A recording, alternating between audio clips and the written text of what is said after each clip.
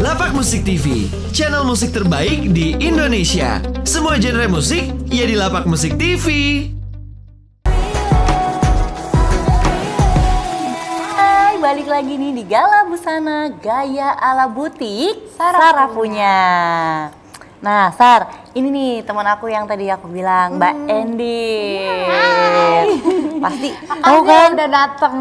Sama-sama dengan senang hati. Langsung tanya-tanya aja ya. Ya, oke. Nah, Candid, waktu awal memutuskan di dunia model tuh kapan sih, Kak? Ada ceritanya sendiri nih. Oke. Jadi kita tuh, jadi aku temenan bertiga, terus ada yang satu tuh cantik banget, dia pinter nyanyi, terus putih, Oke. kan dulu kan image orang kecantikan Beauty. Indonesia itu harus putih kan, terus jadinya kita yaudahlah namanya Ani, yaudahlah kamu aja, kalau misalnya kamu yang lolos, kita kan seneng gitu, terus yaudah kita foto deh, jadi nemenin foto, terus udah kita kirim ke majalah itu, tapi kok yang masuk jadinya aku gitu. Waktu pada saat itu Candid juga ikutan ngirim. Ikut, Oke. kok tapi jadinya masuk aku, jadinya ya udah akhirnya terus tuh menjalani karantina sampai finalis kan, menjalani karantina gini. Terus akhirnya aku bilang sama papa, aku tuh nggak ngerti sama sekali banget ya tentang dunia model.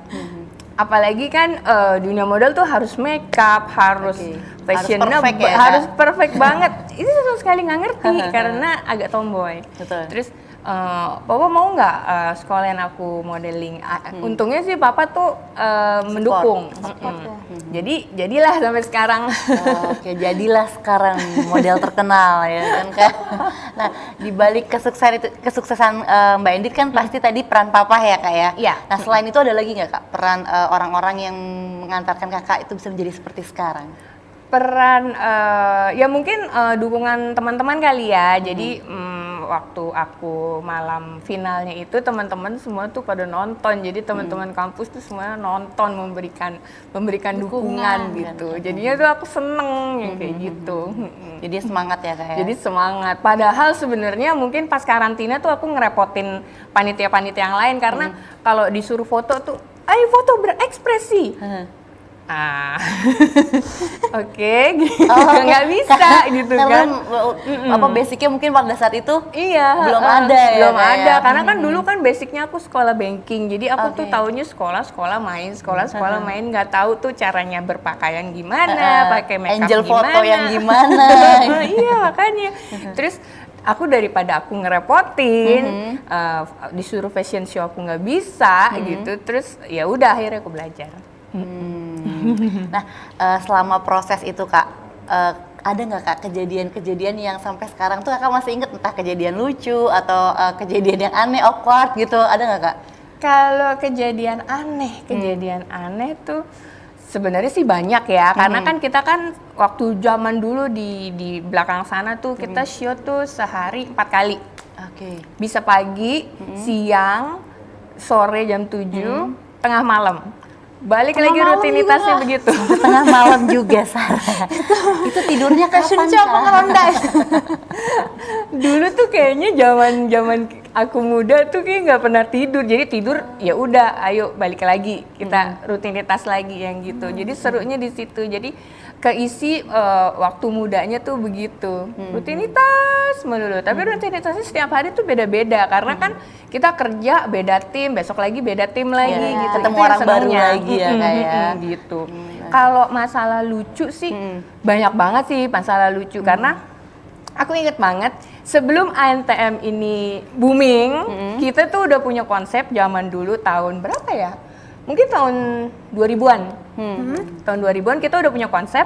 Jadi kita fashion show sambil seling. Jadi kita manjat ke gedung tinggi. Oh, jadi vertikal gitu ya? Iya, kita manjat ke gedung tinggi, terus pakai sling, meluncur, terus mendaratnya di panggung. Panggung. Oh, iya.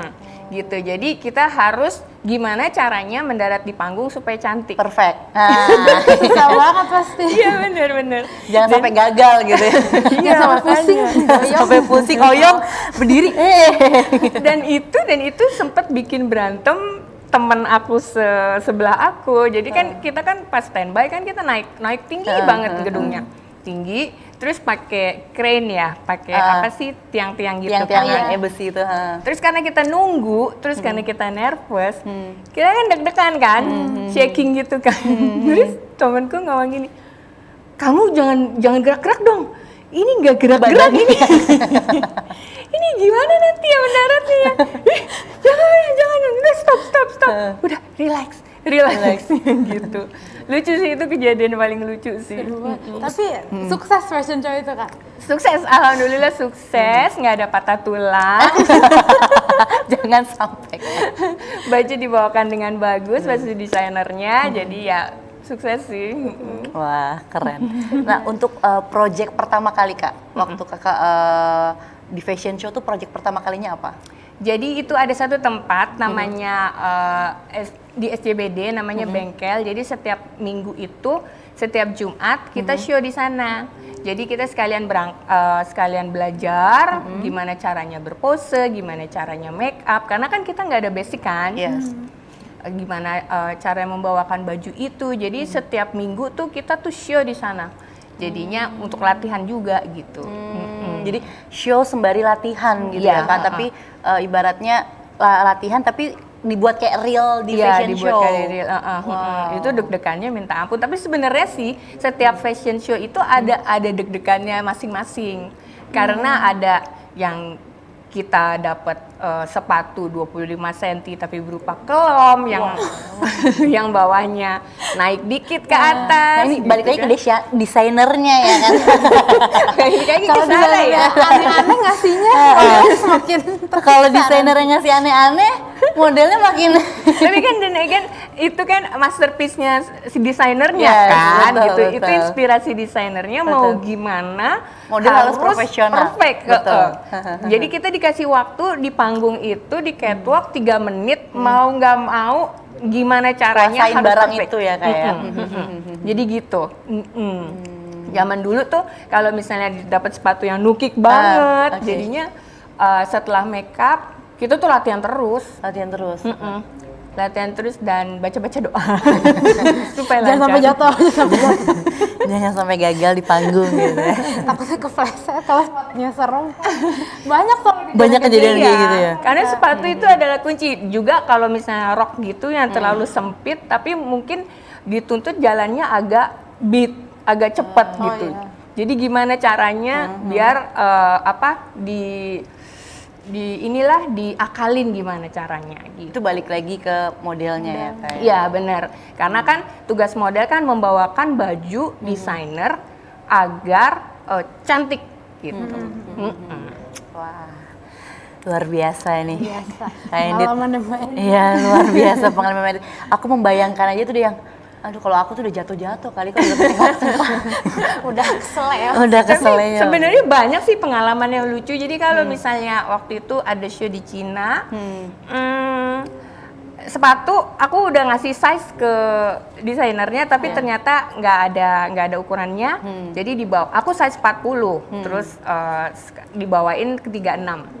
Ya udah dipakai. Itu jauh banget. Tunggu, 36 ke 40 itu jauh tuh Nggak gimana? masuk harus Dipakai gimana udah sampai caranya? ke Cina kan? Nggak mungkin balik ke Jakarta. Enggak mungkin balik lagi ke Jakarta, benar-benar. Jadi mau nggak mau nahan sakit selama berapa menit show itu di panggung. Iya, Wow. gitu. Luar biasa ya perjuangannya. Perjuangan. Ya. Nah kan nih, kalau misalnya hidup seorang model nih Kak, masyarakat pasti taunya kehidupan lifestyle-nya itu yang like a Barbie gitu kan. Kamarnya itu disusun dengan baju-baju, mau pakai tinggal ngambil gitu kan. Terus make up tinggal duduk dan di make upin. Apakah seperti itu Kak gitu living world-nya seorang model? Tapi kan mungkin kan orang-orang netizen ya kalau bahasa sekarang ya. Netizen itu melihatnya dari fashion spread aja, Yes. dari video-video kita, terus nggak mikir behind the scene-nya tuh gimana gitu. Behind the scene-nya tuh sebenarnya tuh banyak banget body shaming yang kita dapat. Karena kan bukan salah mereka kan, karena banyak desainer yang nggak cocok sama badan kita, misalnya kamu pahanya gede, kamu kurang putih, kamu hidungnya kok jelek banget sih gitu. Kamu nggak cantik, banyak banget itu. Jadi gimana ya, butuh pribadi yang sangat kuat banget mental untuk yang menerima kuat berarti itu. ya, Kak. Dan lagi pula untuk di tingkat level yang kita udah ada di dunia model pun menjaga profesionalismenya itu jadi susah juga sih sebenarnya, karena dituntut untuk tetap humble, tetap bekerja dengan baik, nggak star syndrome yang seperti itu. Gitu. Wah, ini Sarah ada Ada hal-hal juga yang dong. penasaran nggak nih sama Kak Endit? Nah, menurut Mbak Endit nih jadi seorang model tuh dituntut mesti fashionable juga nggak sih gitu penampilannya? Mesti sih, penampilan tuh mesti, karena kan kita merepresent dunia model itu sendiri, dan juga apa ya, minimal juga nggak berantakan lah gitu, minimal bersih. Terus to be honest sih, kalau menurut aku hidup di dunia model itu banyak pengeluaran. Banyak sekali pengeluaran karena dituntut makeup. Ya. Makeup waktu masa itu, waktu aku meniti karir itu masih belum banyak makeup lokal yang bagus-bagus bagus seperti ya. sekarang. Makeup masih mahal. Terus kita juga dituntut untuk punya sepatu sendiri, warnanya yang primer. Terusnya kita juga dituntut untuk beli baju. Terus tapi aku akalin nih, aku juga nggak semuanya tren datang aku beli, aku beli juga enggak, karena aku sadar benar karena pundak aku besar, aku nggak beli yang kayak sweater yang banyak bulunya gitu, jadi bikin aku makin gede Makin gitu besar, badannya. Terus yang aku putuskan sih, kalau misalnya kalian mau jadi model, untuk meng-cut budget budget belanja Seminim mungkin ya. kayaknya cuman perlu baju-baju yang standar, baju turtleneck hitam, jaket jeans yang gede, atau enggak celana jeans hitam. Celana jeans itu harus punya yang gitu-gitu, nanti di mix and match aja sendiri gitu. Terus nih Mbak Endit, kalau aku kan sebagai desainer gitu, fashion show tuh kan kayaknya riuh banget ya, maksudnya mesti mungkin berapa bulan sebelumnya nyiapin baju dan segala perintilannya. Nah, kalau dari kacamatanya Mbak Endit nih sebagai seorang model, fashion show tuh seperti apa sih gitu? Fashion show itu banyak ininya ya, waktu zaman dulu fashion show itu banyak sekali idenya. Jadi waktu itu ada fashion show Obin yang harus fashion show di panggung itu dengan mempelajari tarian tango. Jadi jadi kita sebulan sebelum show itu kita latihan 3 jam 4 Jadi jam. penari 3 jam, juga. 4 jam. Selain jadi model bisa harus dancing juga gitu Iya, ya, Kak? jadi sebagai model itu juga harus benar-benar latihan terhadap kebutuhan desainernya gitu. Jadi tapi itu yang untuk bertema ya, fashion show bertema. Terus kalau misalnya untuk fashion show yang biasa aja, yang di catwalk, itu mungkin tingkat kesulitannya tuh selalu ada. Jadinya kalau misalnya kita tuh GR, umumnya itu GR dari jam 4 pagi sampai jam 7 7 malam. Sebelum 7 pagi. pre-show ya. Iya, jadi kita jam 4 tuh udah sebelum subuh tuh kita udah harus sampai di situ. Udah sampai venue. Iya, terus latihan, makeup juga kalau misalnya rambutnya mau yang ekstra, juga kita harus lama kan, harus kayaknya tuh harus diem aja di situ, udah nggak usah banyak komplain gitu. Jadi itu konsekuensi seorang model kan. Nah setelah itu, jadi kan kita tadi udah latihan, jadi tahu tuh tingkat kesulitan panggungnya dengan sepatu yang begitu atau dengan baju yang begitu. Jadi kita latihan di sisa waktu sebelum show itu mulai. Gitu. Jadinya kita pas show time tuh kita udah mantap jalannya. Terus persiapan apa sih Mbak kayak sebelum show? apa sih yang kayak ritual atau apa gitu? Kalau ritual mungkin kalau diet sih biasa ya, karena memang kan kita udah Jaga badan terus ya. udah Itu gitu. pola makannya diatur juga Kak? Pola makan juga diatur karena kan emang sekolah aku tuh waktu dulu ada belajar tentang nutrisi. Gitu. Jadi nutrisi apa yang mesti kita makan gitu, asupan apa yang mesti kita makan untuk badan kita sehat tapi nggak lemak gitu. Boleh kasih tips mungkin Kak, itu apa asupannya?